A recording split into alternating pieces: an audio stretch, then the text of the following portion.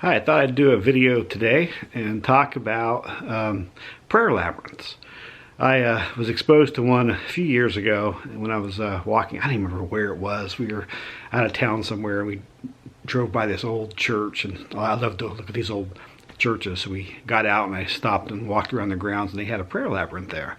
And so I walked it, and it's the first time I'd ever really walked one. I'd seen them before, and it was we just took our time, and it was such a kind of powerful experience. And a number of years ago, Dr. Gary Oliver is a good friend and mentor to me, and he invited me to go down to Subiaco, Arkansas, and it's they have the Subiaco Abbey there, and we would go there with other pastors and religious leaders for a week, and really start looking at our own kind of spiritual lives and really reflecting on some stuff. And I'm a very kind of driven, go person, very involved with ministry, involved with disasters and crisis response and grief and trauma, and just full of life. And I seem like I'm kind of running nonstop, and it's kind of running out of fuel.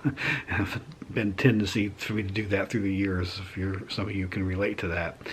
But there is a whole different pace, and really begin to read a lot of the spiritual formation books and really delve into stuff that I had read before going through seminary, but really had kind of had it up here but not down here. We talk about the moving from the head to the heart and a lot of the spiritual development, spiritual formation stuff. And so there really began to look at stillness and solitude and silence, and those three were all very difficult for me. So getting away from people really wasn't, because I'm around people all the time, so I really enjoyed that. And we have a 5-acre ranch out here across from a 250-acre nature preserve, and I have Reset Ranch here, and clients come out here, but to really be quiet and to really sit in silence for periods of time. The horses taught me to do that, and so I use horses now in my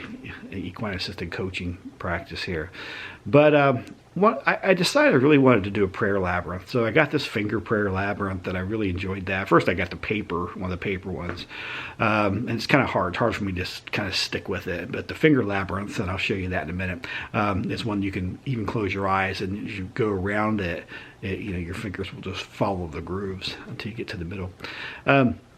But I really like the sensation. I often have my clients, especially people I'm working with, to recover from burnout, compassion, fatigue, vicarious traumatization, really to get them in touch with the earth, literally, to take their shoes off and to sit or stand or walk. And so we have some really luscious kind of grass areas that some of my clients will go out and sit with the horses or walk. And so one of the things that I decided to do is I wanted to build a prayer labyrinth. I had no idea how to do that, or if it was possible. And so I really try to look at it and do measurements and all this stuff and map it out, and it just wasn't. I was like, how is this going? It's not going to be right. It's not going to be, and it's got to be right. I wanted to do a replica of the one at the Chartres Cathedral.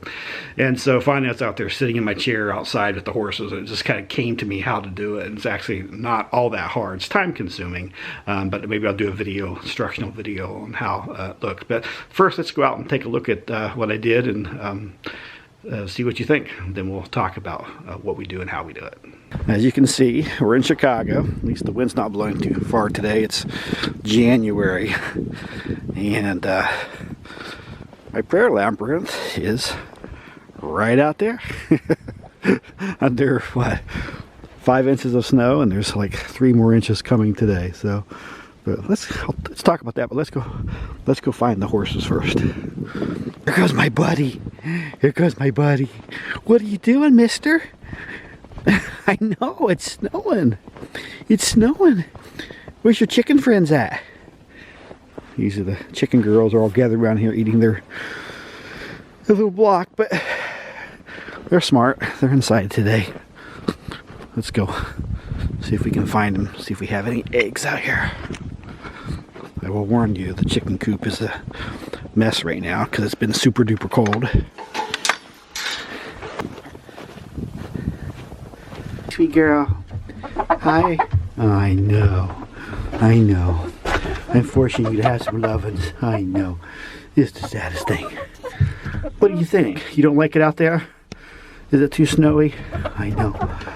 And Bob, what are you doing up here? You taking care of everybody? Stop trying to get my rig. That is not food.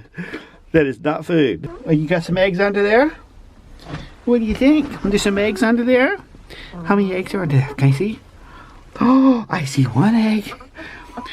Thank you for making an egg. I like days like this. It's pretty, snowing, but it's not.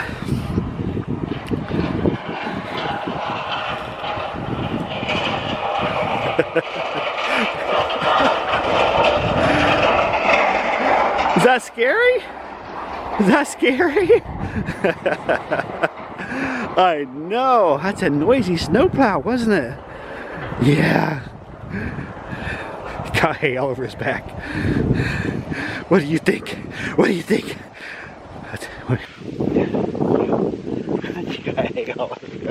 What are you trying to do? Oh, you do stuff to my hand? Okay. Yeah, sweet boy. Yeah, sweet boy. You're so pretty. You're so handsome. You're so handsome. I love you. I do. Do not put your nose on my camera. Do not put your nose on my camera. I know. I know. You got... Hi. Hi. Hi. You want to see yourself? Let's flip it up. You want to see yourself? Look. Look at that handsome horse in there. What do you see? What do you see, Herx? You're so sweet boy. You're such a sweet boy. Daddy loves you so much. I do. What y'all doing? How come you out here in the snow instead of going inside? I love to watch them play. It's so interesting how God has made them to stay in the snow. Sometimes you'll see them basically little one get totally covered with snow, like a blanket, and you dig underneath there with your finger, and it's like they're dry as a bone. So it's like they have a coat. I have blankets for them, but it's not very cold today, and the wind's not blowing too much. So they would prefer to be out here like this. Well, that's not going to work today, is it? So, but I want to talk about this from the perspective of why. What happens when you do a prayer labyrinth? Well, that's an individual experience. One of the things I want to say about the spiritual dimensions, and I always say this in my teachings, there are people who are religious, and whatever that means, and people who are spiritual, whatever that means, and it can be extremes and very differences from one person to another. But there's another category, and I say that's the other category, and that's people who really are in touch with God, and they know, they experience, and they feel. And I was very blessed to have a father who really modeled that for me. The mother too, but my father especially had a big influence with that. He would spend many hours walking and praying, and just spending time with God, and that's something that grew within me. And kind of got away from all the busyness of life. And as the older I get, when I hit the half-century mark, I think I started really looking at life differently, and tired of the rat race. And it was good stuff, all involved with ministry and doing a lot of stuff for God. But it's like, hey, running on empty, And so I've been building these practices back in to really figure out, how I can work on these things and really to refuel. And so the prayer labyrinth is a really good time to do it. It forces you to slow down. You can't run through it. You got all these twists and these turns, and but it's really interesting as I'm walking through this a lot of times. Is sometimes I'll go in with a prayer on my heart or something that I'm concerned about. But what I've tried to do is really not to talk. To really take the time of really listening and kind of just sitting with God. And, one thing God pointed out to me many years ago as I was kind of walking, and I was always talking. And I was practicing the stillness and the silence piece of that. It was so clear one day I was walking through the park, and it's like I could hear God's voice, not literally, but in my head. And it was just like about prayer. And one of the passages that come to mind was pray without ceasing. But the other piece of this, as I was going through this, it was like God was saying to me, prayer does not always involve you talking. Like, can you shut up and just listen?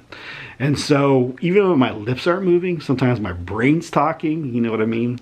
And so to kind of put that in to really reflect on scriptures or something, but just to learn to meditate, and to really get into that space so God can do the talking, I can do the listening. That's always a challenge for me. But I've gotten a lot better over the past couple of years, and things like the prayer labyrinth has helped me a lot, and I hope may help you. So there is no right way to do a prayer labyrinth. I think the thing it should be is focused on God. And I always stop in as I start through the process of asking, God, is what do you want to reveal to me? And it's interesting how sometimes things come up that I need to take care of with other people, or maybe I've spoken harshly to somebody, or I need, but a lot of times I start by focusing first when I'm walking in there on the blessings.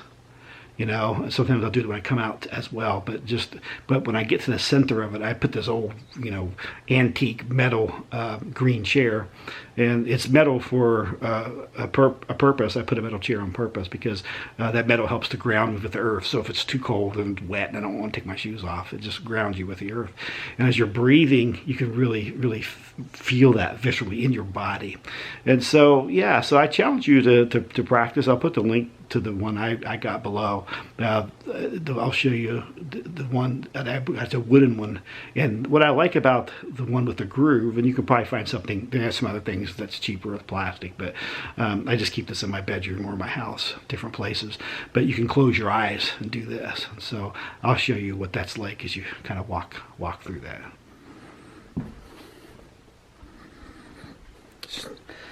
Snowing outside, somewhere you can see horse. I came in here to show you why we can't do the prayer walk outside. The labyrinth that's in here. So this is the indoor one, which works great. So I love about this, when it's really cold outside, you can just start this around like this.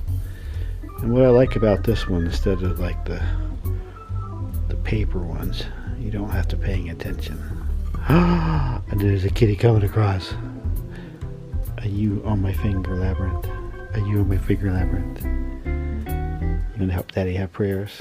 Yeah. And even if there's cats walking across, my finger still knows where to go. Are you helping Daddy? Such an interesting process when you do this, because you just close your eyes. You think you're getting close to the center, and then you're back further away.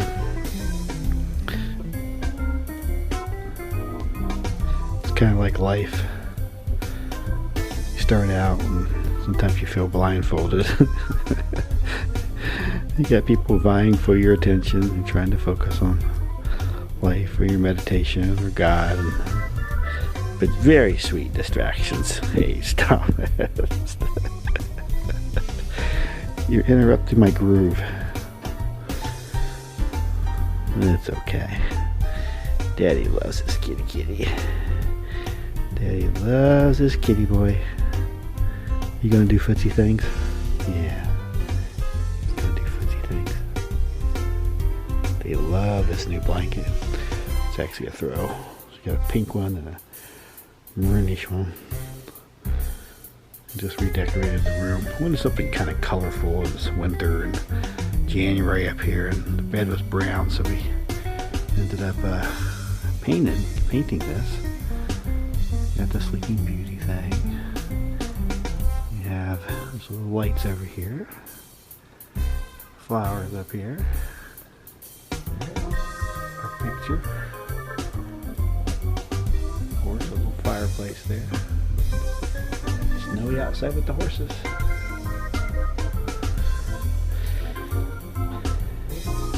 And we're still going. Trying to find the center. Trying to stay focused amidst the snow and the cats. What do you do, buddy? Ah, there you go. You arrived. So when I get to the center, I always stop to reflect and pray, and kind of have some things that I always do is thank God for the blessings, and stop to really kind of invite God to come in and fill me and center me and ask for wisdom on some things. Just pause in silence usually. Important part of it.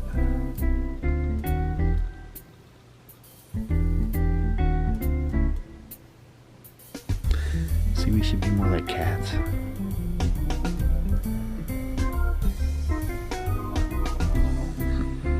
It's always important to make sure you complete your journey and go back out.